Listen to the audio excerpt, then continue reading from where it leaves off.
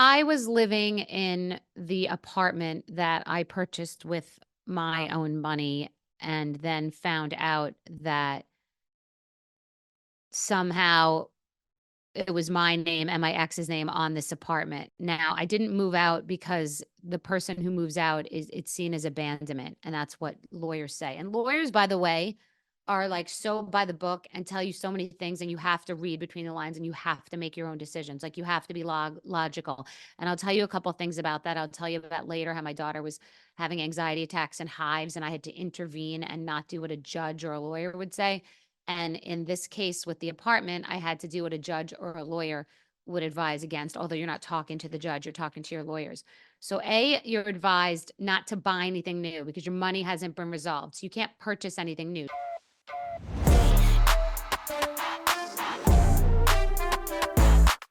You are advised that you can't buy anything. So you have money, you've worked hard, you can't buy anything. I'm not a person that likes to rent. You don't know where you're going to rent. And you kind of are in this like holding pattern. You don't know when this is going to end or how long it's going to go. You have no idea. You never heard of 6 months, the divorce will be over, a year. Like, how long is this going to take? So you don't buy anything else and you're waiting to rent something. And you're also aware that you're paying for what cost a $5 million apartment plus renovations. And it ended up being worth 7 million. So you've got this big giant apartment. And in the beginning, you try to stay there because you want to be there with your child. And also because before you've gotten a custody agreement, even a temporary one worked out, things can be a nightmare. And if you don't have logical parties that are working together, you're in this weird purgatory. What's the schedule? You don't decide. The other person doesn't decide. There's no lifeguard. There's no authoritative person. No one's going to say. So it's the people trying to just pull the kid in different directions. And you have nothing to abide by. Like, and also you just are put such fear that if, let's say I took my daughter for 3 days somewhere, then it's thought of as like I've kidnapped my child, or you're trying to create some sort of a schedule based on your work and all these things. And as I said before, I did ask for for more than 50-50 custody. Like it was like one more day because I wanted a day to play with the schedules. And this becomes very, very critical later because my gut instinct was correct. But that was very triggering that it needed to be even and equal, which I understand because whenever it's gone back a little more to the woman, but when we were filing, it was really like there had just been a reaction in the legal system to it being just automatically the woman being with the kids. And in this case, you just knew that it was going to end up 50-50. So to fight for more just didn't seem like a good use of time and funds. And what you later realize is that you're only when kids are really young and you're vulnerable and you're panic stricken that you're not going to be with them, you're not going to see them, and you're freaking out and every minute matters and you don't want to miss a second. This is fleeting because years later, when they have their own friends and their own lives and their own opinions, that becomes not as important. When you first are getting divorced, you focus on the time you're going to be away from your kids. What you learn to realize later is that it's not the time, it's the decision making. The parent needs to focus on the decision making, not the time. Because yes, it's painful in the interim. And I have 1,000 stories about that. But what ended up being the most critical juncture was getting decision making, because if you have two people that can't even decide on an interim schedule because there's so much spite, that how could you possibly decide on something like schooling, or if there's medicine, or if there's a, God forbid, a surgery or religion or things like that? It's next to impossible. So in this purgatory phase, it was next to impossible for me to spend time with my child.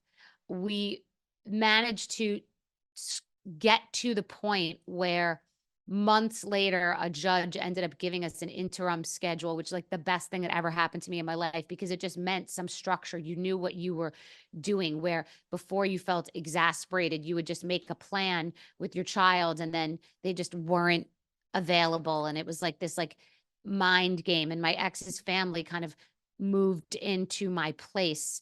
And I'll give you names along the way, not because I'm involving them. This is not, again, a bash fest. It's not revenge. It's expression. They call it parental alienation.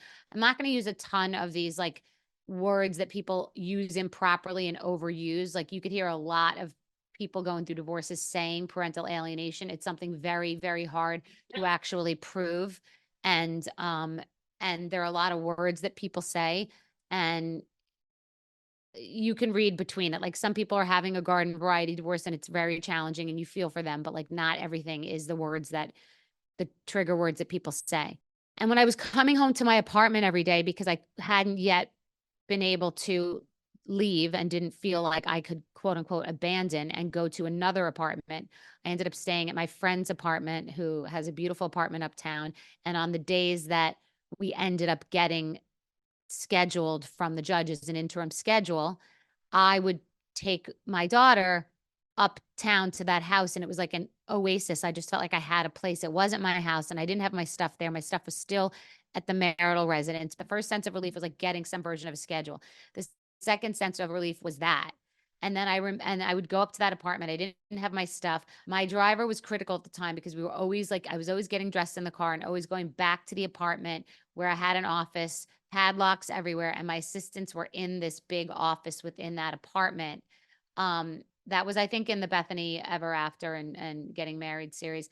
And they would work out of there with a padlock, like in a different part of the house. And they would go like use the key and go into my closet if they had to get me things for appearances, etc. It was just very like, it was very transient. And I'll never forget, I did forget until right the second, that the first weekend that I was at that new apartment, I was going to take Bryn to HSM with me. And I didn't feel like having her in the car because when they're little, you don't want to have them in the car and I'm working. So instead, I had her stay with someone that worked with me just for the day.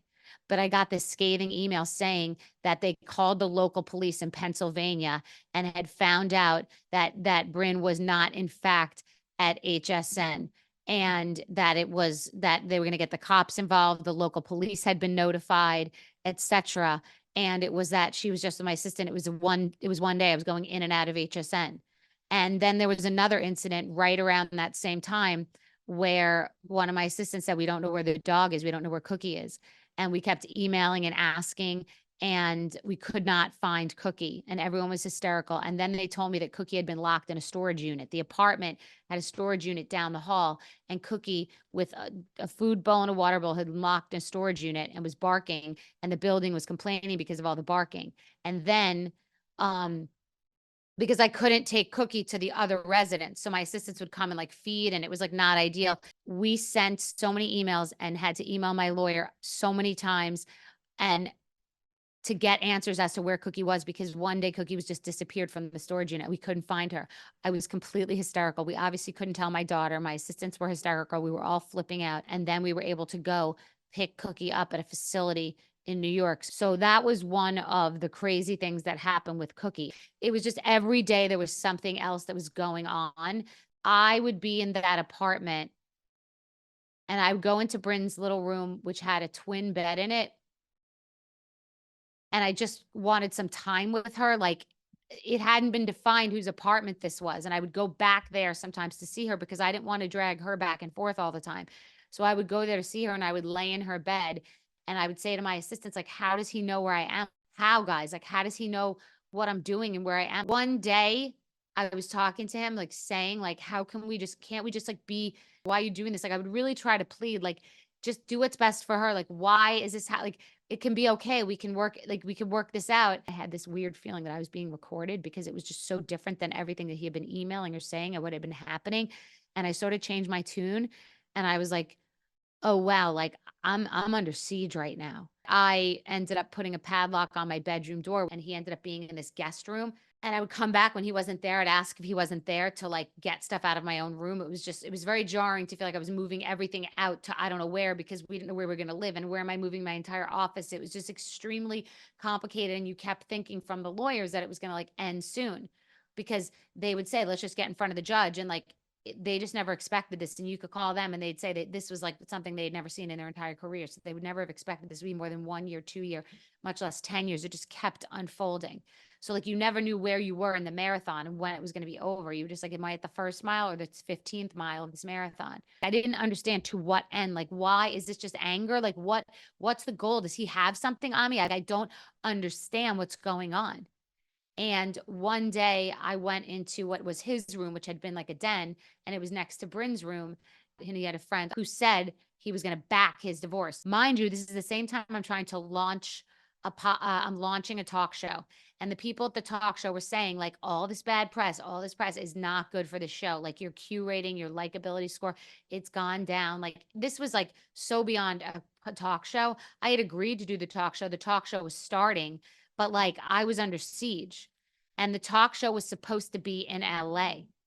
The reason the talk show moved to New York was that when we were about to move to LA, because it did really well in LA the 6 weeks we were there, and they had all the infrastructure with Ellen's team to do it, and it performed very well. He said that he needed a job in order for him to move to LA. The last minute, I was like, I can't do this. I can't take the show, which is what they all wanted. The pressure of that and being in a relationship I didn't want to be in was a disaster. I couldn't figure this out. I didn't know anything. I didn't understand, like, what's the evil behind this? I don't understand what's going on. And every time I would bring Bryn home after school, like, his parents would be there and I would just want to have like her in my bed, like snuggling with me. I just wanted to like be with her. I would go try to get a bath with her because it would be like I got to be in my own bathtub, like with her. Just like a bath was so sacred, just to like take a bath with her and just like have her to myself for a second, because his parents would come in and they'd have Mickey Mouse and his dad would have a baseball hat with like a ponytail in the back, and like we're making cookies and you'd smell the cookies, and like I couldn't compete. I couldn't compete with this carnival, like these entertaining parents, and like this just the attempt to like be the better parent. I could not compete. I was just like a simple me, like with Barnes and Noble after school, go to the Red Park, trying to do a talk show in heels, like in hair and makeup. Couldn't even get the chance to come home because I didn't want to come home and like take the makeup off because I might run into him. So I didn't want to go home and like if I ran into him. So I'd take her to like the park or Barnes and Noble for story time. And I was like, just like, and Halloween, I try to make everything so big for her. So for like Halloween, it was like, okay, pick 5 of your friends and I'm going to take them all. And there's a picture in the paparazzi of this. I'm going to get a pink limo and it's going to be so fun. And I'm in my costume and she was in her costumes, and they get all the friends after school into the limo because it was purgatory. I couldn't bring them home. I couldn't have any of her friends or her see like this pull, because he or his parents or his friends or his dad in like pajamas or underwear, he'd be in underwear, would be there, like, because that was the torture den. And so if I took her home, like it was like this place, like it wasn't a normal place. I had a padlock on my door, an office over there, he's over there. Like, so I would just like exhausted after a talk show, shooting 2 shows, like get her in a car. And I was so tired because I had no, like, the only like friend I had was like getting into the bed late at night, locking my door and like trying to get a good night's sleep before we got the rental, before we got the friend's place, before lawyers and judges said not to do this. When I just said, fuck this, I have to do this. This is torture. So I would go with her and all her friends, and then I would take them to the merry-go-round, the one that has the fish by Battery Park. And like I was like mom of the year because we'd all be together. And then I would take her up to make your own ice cream on the Upper East Side. I think it's called Ice Cream. And we would all make ice cream and then drop the friends off and be with her and like try to get her into the bath just to like have her to myself, because we've eaten out of the house. We don't have to do anything in the common areas.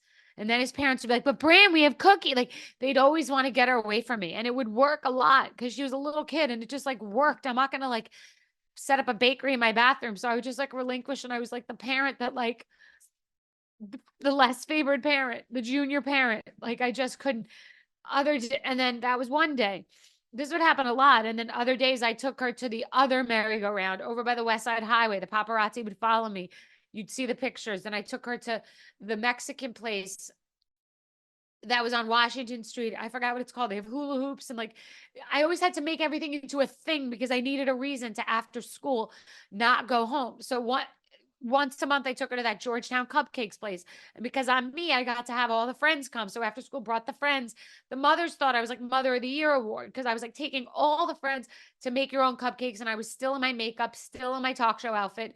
I just anything to go to that place because we weren't allowed to leave.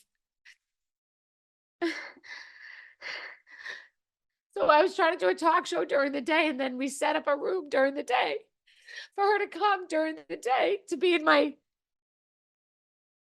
And they were so nice. Telepictures in the CBS studios.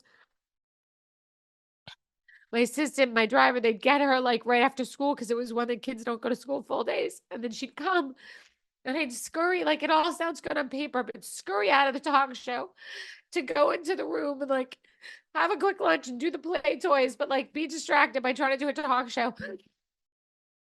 It was a nightmare. It was a nightmare beyond your I can't even explain it. It was such a nightmare. I just had, it's like was so stripped and like I just wanted to like there was no end. And Mac, my ex, and his mom were a savior because his mom on the weekend sometimes I could take her. I'd have to do something for work and it would be Halloween. I didn't want her to sacrifice. So I would like take her to do something after school on like the day that was like actually Halloween where everyone else was doing it. But then like it was that weekend and I had her and I wanted her to have that experience. So like my ex Mac's mom lived in a community in Greenwich where they like trick or treat in the neighborhood and all this. And like she would go with Julie, my assistant, dressed in the costume to go to Lala's house and like trick or treat in that neighborhood and like feel like she was having a real experience, like never the wiser. And like everything I tried to do was so she didn't see what was really going on. Like if he had her for Christmas, which is me fast forwarding, but like I would do fake Christmas a day before.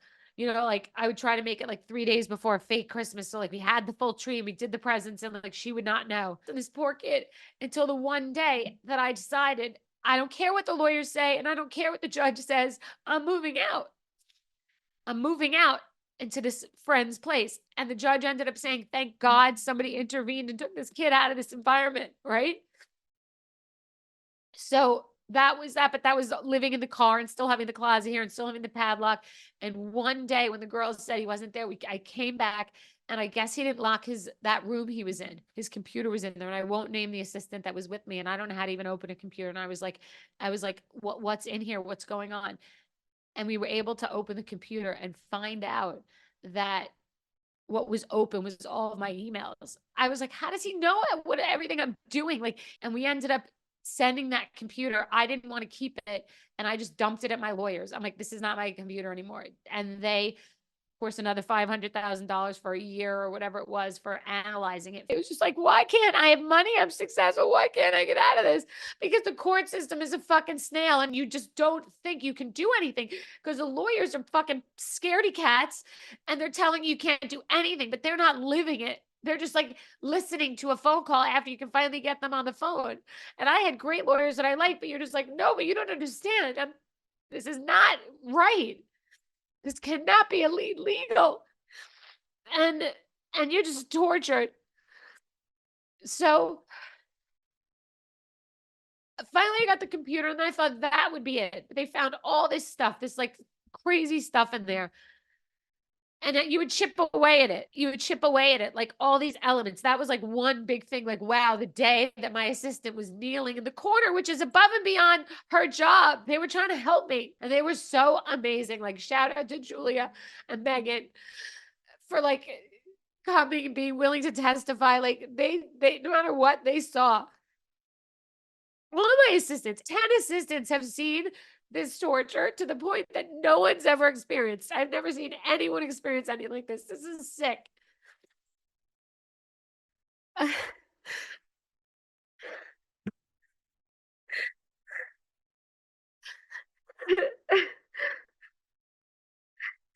forgot all about this. I literally forgot. I'm so sorry to these girls. Definitely not right for these girls. I'm sorry. This is not right for these girls either. I was so helpless. I mean, like, thank you to all these girls who are now moms.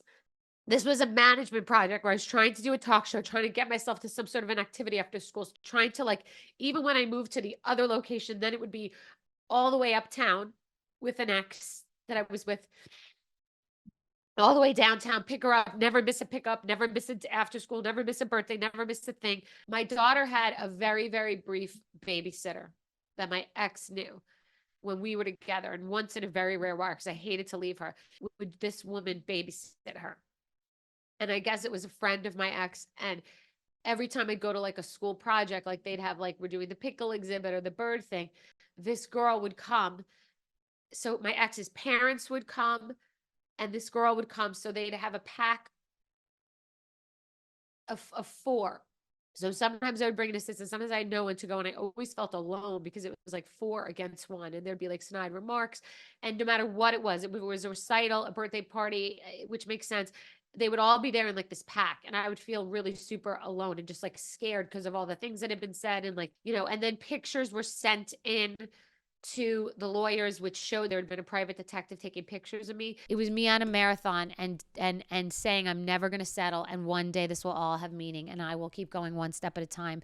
And it was hell and it was torture, but I got myself to the other side and I did it myself. It was not it was not Alan Majewski, it was not Ronnie Schindel, it was not Judge Gesmer or Katz, it was me. It was me knowing what to present to all of them and give them to serve. I did it myself. They helped me, they facilitated it, but I did it myself. So that's my divorce story, the deconstructed divorce of a decade. More to come.